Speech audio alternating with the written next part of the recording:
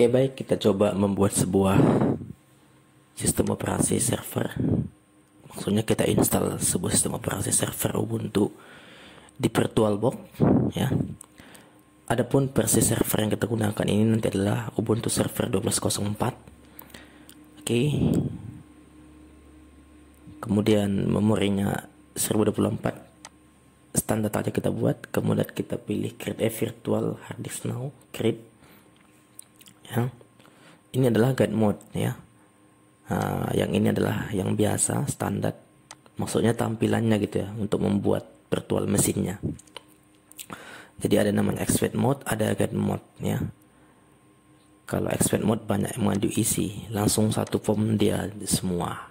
Jadi kalau di expert mode dia lebih banyak dia pilihannya seperti ini ya, nggak ada, maksudnya nanti kalau misalnya Anda pada saat Anda menekan guide mode di VirtualBox itu ya penjelasannya seperti demikian, tetapi tujuannya sama untuk membuat sebuah PMS ataupun VirtualBox mesin di dalam VirtualBox. Oke, karena kapasitasnya kecil, kita gunakan aja sekitar 3 GB ataupun 4 GB ya. 2 GB pun bisanya ini ya. Kenapa? Karena memang kapasitas ISO servernya, Ubuntu servernya kecil ya, sekitar 680 mega ya. Oke, sudah selesai kita buat virtual mesinnya. Sekarang kita menjalankannya. Di saat nanti menjalankan ini kita meload ya, ataupun memuat ISO Ubuntu server yang mau kita jalankan.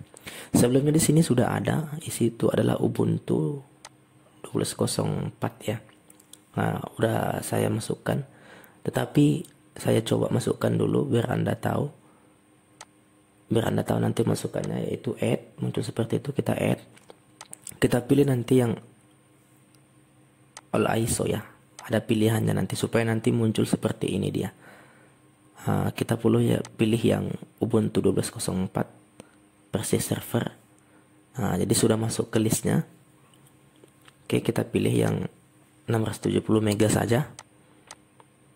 Oke, karena ini adalah praktek untuk instalasi sistem operasi server Ubuntu, jadi kita pilih yang ringan-ringan aja supaya tidak membebani ya laptop kita. Oke, kita pilih tadi sudah dijalankan. Jadi seperti ini tampilannya, yaitu pertama adalah pemilihan bahasa, yaitu kita pilih saja, kayaknya kita besarin dulu lah untuk lebih, tapi kalau nggak dibesarin tak ada masalah ya. Ini hanya untuk ya supaya lebih pandangan kita gitu, supaya lebih fokus. Oke, kita cancel aja ini, cancel. Wah, muncul lagi capture-nya. Inilah kalau di VirtualBox ya. Oke, kayaknya di sini kita enter saja. Jadi kalau sudah sampai di sini tidak bisa menggunakan mouse lagi. Kebetulan saya menggunakan VirtualBox, makanya dia muncul seperti ini. Tapi kalau yang aslinya dia tidak muncul ya. Mouse-nya tidak bisa masuk ke dalam. Jadi kita enter saja. Enter, panah atas, panah bawah, panah samping. Itu aja pilihannya. Kita pilih United States ya. Kemudian keyboardnya nggak usah dideteksi, nokan aja, enter, langsung enter saja. Oke, kita tutup dulu ini biar agak lebih fokus. Oke, kita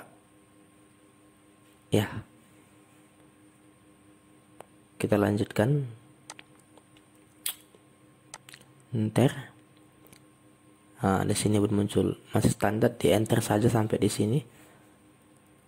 Kemudian lagi ya muncul seperti itu ya. Di sini mulai proses load ya, memasukkan komponen, loading edit komponen. Jadi kalau dibandingkan dengan menginstal sistem operasi versi desktopnya lebih lama ya.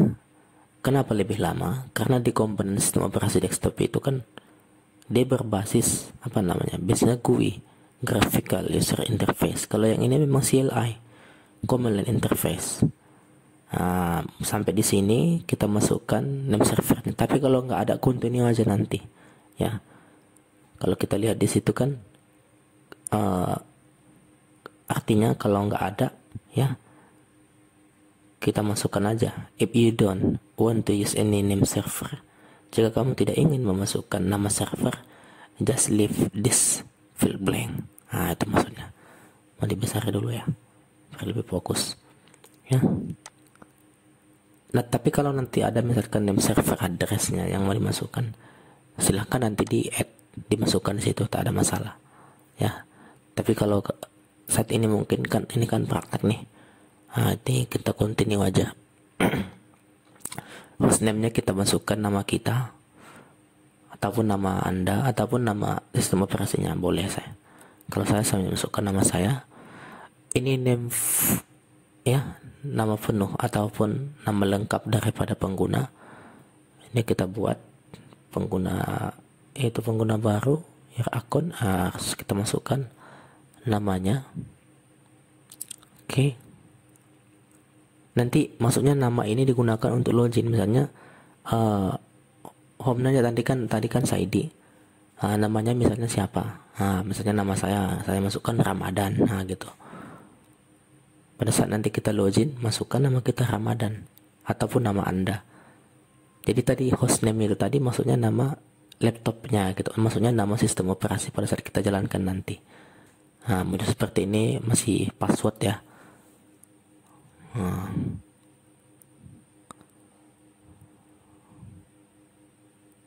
Oke, di sini kita masukkan password untuk verifikasinya.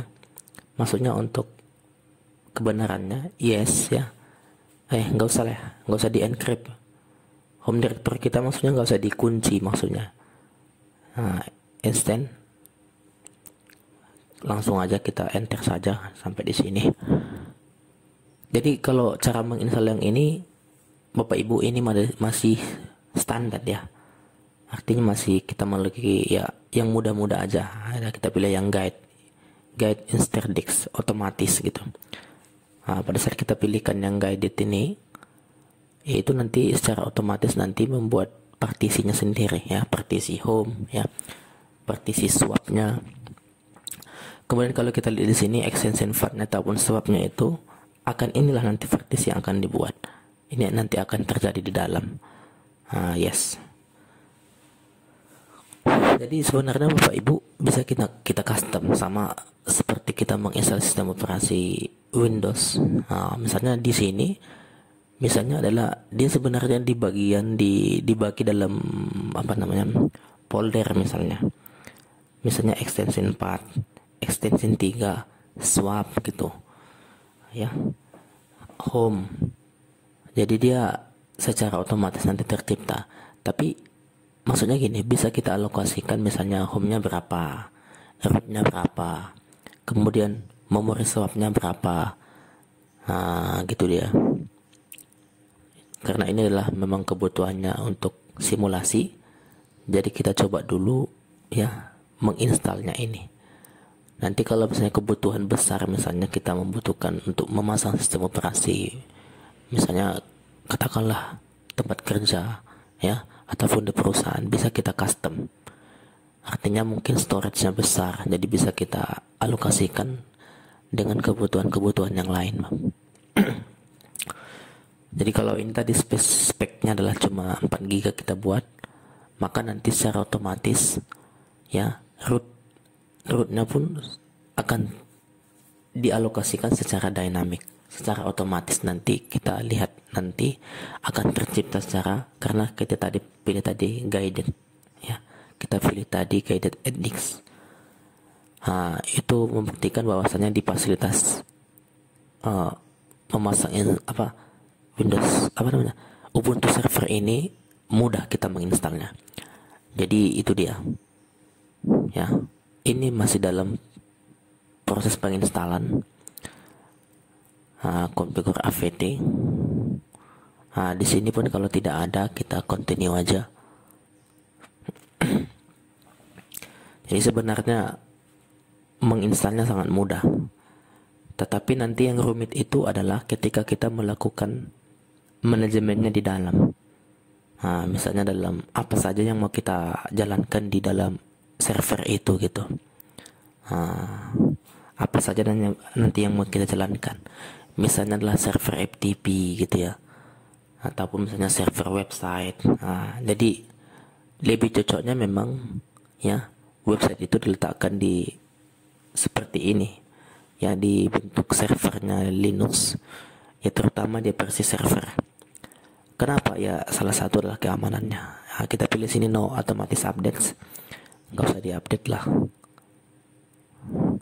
Jadi versi yang ini versi yang rendah, tetapi sekarang sudah ada versi yang terbaru ya, OpenSSH ya. Ini aplikasi yang kita install aja, satu aja. Jadi kalau misalnya nanti online dia bisa kita pilih semua, tetapi ini kan kebutuhannya aja gitu. Misalnya OpenSSH ini nanti untuk bisa di remote ya. Nanti kalau misalnya kita ingin melakukan instalasi, kita langsung searching kita langsung update dulu di internet, tapi terutama kita aktifkan dulu internetnya ini. Sistem operasi Linux ini memang harus kita gunakan, yaitu harus kita aktifkan internetnya. Supaya apa? Supaya bisa kita nanti melakukan customize aplikasi tambahan apa saja yang mau kita install nanti. Jadi inilah dia open source ini, Linux ini ya. Ketika kita butuh apa yang mau kita jalankan di dalam sistem operasi itu, dia harus terkoneksi internet. Jadi kalau misalnya nanti sudah selesai sistem operasi yang kita bangun itu kan FDI-nya bisa kita simpan dan bisa kita jalankan nanti kebutuhan yang lain misalnya. Jadi awal-awalnya memang pertama kita butuh koneksi internet untuk menginstal aplikasinya, karena memang kita kelihatan kan kosong semua nantinya ya. Oke, di sini select ini tadi kita menginstal SSH. Oke, kita tunggu.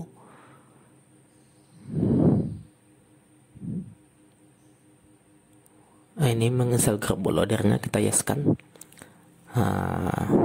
Jadi ini nanti adalah grup bootloader untuk master bootnya.